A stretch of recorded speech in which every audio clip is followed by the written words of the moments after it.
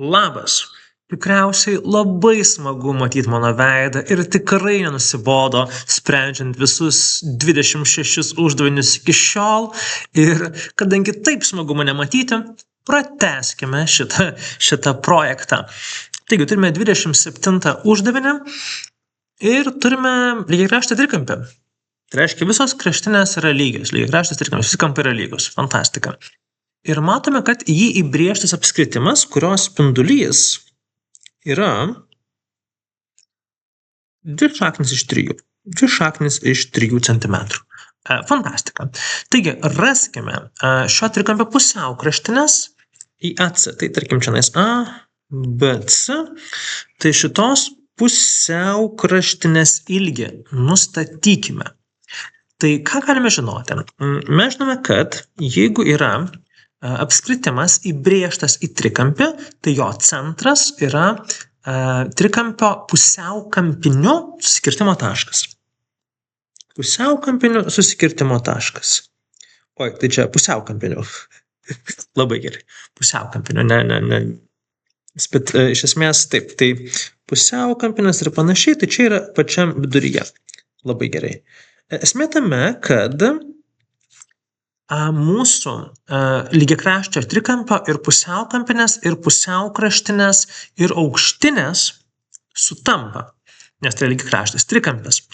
Tai mes, jeigu pratęstume šitą pusiaukampinę, nes yra pusiaukraštinę ir nubrėžtume į ją pačią, tai mes gautume tiesiog vieną didelę pailgą pusiaukraštinę, aukštinę pusiaukampinę, kuri eina per centrą. Dabar mes žinome, kad čia spindulys irgi yra, tai bus irgi 2 šaknys iš 3. Ir mes žinome, kad kai susikerta trikampio pusiaukraštinės, pusiaukraštinės susitinka, tai jos padalina vieną kitą į dalis, kurios yra 2 ir 1 ilgio. Reiškia, jeigu čia yra x, šitas dalykas, tai čianais bus 2x, dvigubai ilgiau. Tai reiškia, kad jeigu čianais yra 2 šaknys iš 3, tai šitas viršutinė dalis nuo vidurio šita dalis bus 4 šaknys iš 3. Dvigubai ilgiau reiškia visa pusiaukraštinė, jos visas ilgis bus 2 šaknys iš 3 plus 4 šaknys iš 3, iš viso bus 6 šaknys iš 3. Ir viskas. Gerai, tai čia šita dalis. Ir šitas uždavinys turi 2 dalis. Jis turi antrą dalį. Mes turime šio trikampio, turim tą trikampį. Nuostabu, mes jau turime. Išmetėm mūsų apskritimą, jisai savo darbą padarė, atėjo apskritimui. Ir mūsų klausia, apskaičiuokite šio trikampio kraštinės ilgį. Tai kokia būtų šio trikampio kraštinė? Mūsų x, ar ne? Jeigu jūs esate išmokę dalykus mintinai normaliai, jūs galite pasakyti, pala. Jeigu čia yra lygiakraštis trikampis, čia yra 30 laipsnių kampas, čia yra 60, ar ne? Nes matom, čia dvigubai ilgiau negu čia. Bet mes žinome, jeigu čia yra 6 šaknys iš 3, tai čia reiškia yra 6, o čia dvigubai daugiau, tai yra 12. Ir galite paskaičiuoti ir viskas gerai, jeigu jūs suprantate šitos mintinai mokate be problemų. Čia šitą mokytės nuo 8 klasės, nuo Pitagoro tram laipsnius savybės, bet jeigu netyčia šito neatsimenate, nieko tokio. Jūs vis tiek galite viską labai lengvai spręsti, naudodami Pitagoro teoremą, kurią jūs tikrai visi atsimenate ir mokate. Reiškia, mūsų įžambinės kvadratas lygu šito ir šito kvadratų sumai. Tai mes tą užrašykime. Mūsų x kvadratu yra lygu pusė x kvadratu plus 6 šaknys iš 3 kvadratu. Gerai? Tai va. Mes gauname tokią Pitagoro formulę. Mes sprendžiam toliau. Gausime, kad šiandien x kvadratu, čia pakeliam bus x kvadratu dalinti iš 4, nes keliame kvadratu ir x viršuje ir apačioje keliame ketvirtą. Dvejetą kvadratų gausime 4. Toliau, šaknis tikiuosi mokate kelti, tai 6 kart 6 bus 36, o šaknis iš 3 kvadratų bus tiesiog 3. Tai mes tokį dalyką gauname. Mes galime, aišku, iš karto čionais padauginti, ką mums čionais rašyti, tiesiog bus 108 ir tada mes turime apačioj ketvirtą. Mes nenorime turėti trupmenų, ypač su x-ais ir dar su kvadratiniais x-ais, tai geriausia būtų viską tiesiog padauginti iš 4. Tai mes gausime, kad 4x kvadratu yra lygu tiesiog x kvadratu plus 108 kart 4 bus turbūt 432. Labai gerai, mes tiesiog atėmėm x kvadratu, nes mums jo čionais nereikia, turėsite kitą pusę, galite ir tokiu būdu, jeigu norite atlikti viską. Tai mes gausime galų gale 3x kvadratu yra lygu 432. Viską čionais daliname iš 3, nes mums nereikia šito trejeto, jisai mums trukdo gyvenimą. Ne gyvenimą, šiek tiek galbūt. Ir mes gausime, kad x kvadratu yra lygu 144. Tai x bus lygu arba lygu minus 12, arba bus lygu 12. Matote, akivaizdu, šaknis iš 144, bet mes matome, kad negali būti minusas, nes mūsų kraštinė nebus neigiama. Dėl to atsakymas yra tiesiog 12 centimetrų. Ir mes jį ir įrašome. Ir viskas. Toks šitas uždavinys. Ir kadangi einame prie antro uždavinio, tikiuosi dar neišgazdins, taigi antras uždavinys šitam video bus 28. 28 yra smagus uždavinys. Smagus tuo, kad galbūt yra truputį sunkesnis negu atrodo, nes iš esmės sekos atrodo nesunki tema apskritai. Bet šiandien mes turime, gal nekalbėsiu, kas sunku, kas nesunku. Taigi, ką mes čia darome? Mes turime skaičiuoti visus narius, kurie yra teigiami. Tai reiškia, mes pažiūrime ir galime lygiai funkciją parašyti. Mes turime tą nario formulę minus n kvadratu plus 26n minus 91. Kiek jų yra teigiamų? Tai yra daugiau už 0. Gerai? Tai mes turbūt nusibrėšime funkciją ir žiūrėsime, kiek skaičių x patenka į tam tikrą skiltį, į tam tikrą apimtį, sritį, reikšmių sritį. Kokia reikšmių sritis tinkama?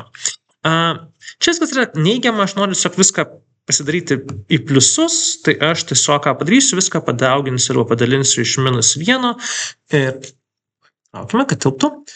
Taip, ir aš gausiu tiesiog n kvadratu minus 26n plus 91 turi būti mažiau už 0. Tai reiškia, mes nusibrėšime galų gale kažkokią funkciją ir pažiūrėsime, nuo kur iki kur patenka šitie neigiami skaičiai. Gerai?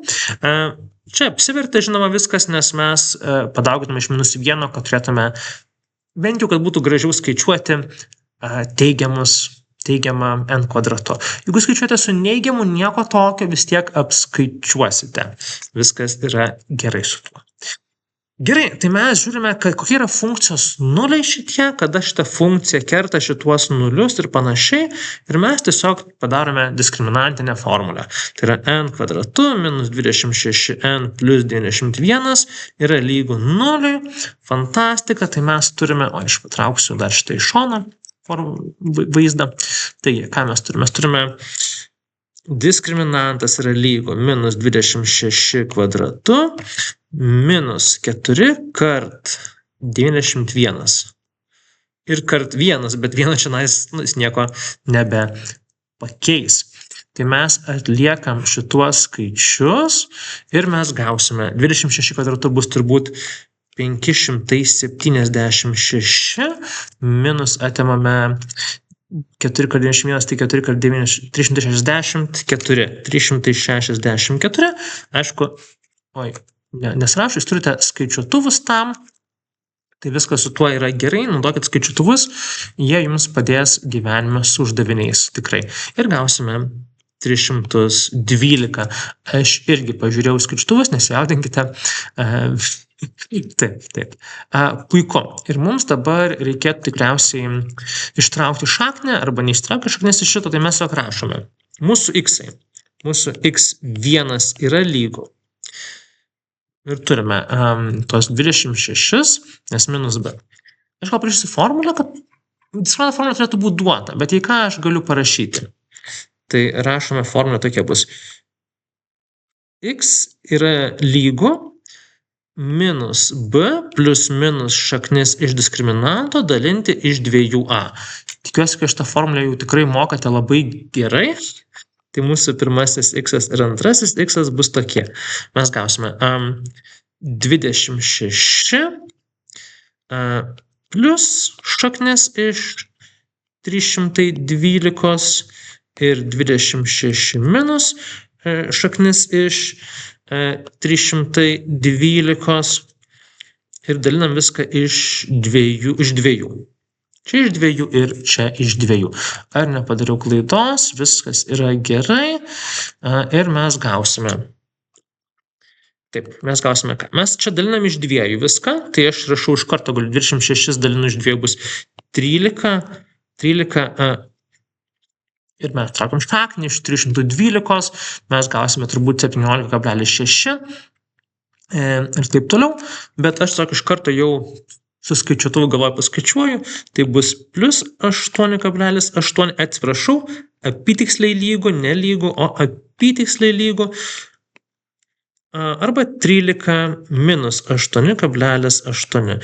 Ir mes gausime šitos skaičius, mes gausime, atsiprašau, jums užstrigo šiek tiek, ir gausime arba 21,8 arba 4,2. Puiku. Ir ką mes darom toliau, ir aš tada parodysiu, ką aš čia įsikėliau. Tai aš atsinešiau šitą mums jau nupieštą gražiau grafiką, funkcijos grafiką, nes aš piešiu tikrai labai negražiai. Galim padidinti. Tai mes turim šitą funkciją, jėga. Mes turime funkciją, kuri yra teigiama. Tai reiškia, mūsų funkcija yra teigiama, matote? Šitoj funkcijai. Nes kur jau pasirašėme pačią funkciją, tai jinai yra teigiama. Mes turim teigiamą šitą funkciją, tai reiškia, jinai kilus į viršų ir mes žiūrim, kada bus mažiau 0. Kada bus mažiau 0 ir mes gausime, kad visi skaičiai nuo 4,2 iki 21,8, ar ne? Bet mums reikia tik tai natūralių skaičių, reiškia sveikųjų, reiškia be kablelio, reiškia nuo 5 iki 21. Ir kiek čia bus skaičių? Jeigu jūs atimsite iš 21 5, jūs gausite 16, bet prisiminkime, kad 5 irgi patenka. Tai šitas skaičių yra 17. Ką paskaičiuoti? 5, 6, 7, 8 ir pamatysite, kad tų skaitmenų skaičių bus...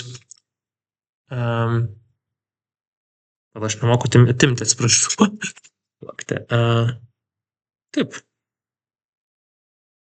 Taip, 17. Gerai. Tai tiek. Tikiuosi, kad truputį aiškiau su šitais uždaviniais ir sėkmės sprendžiant kitus. Sėkmės.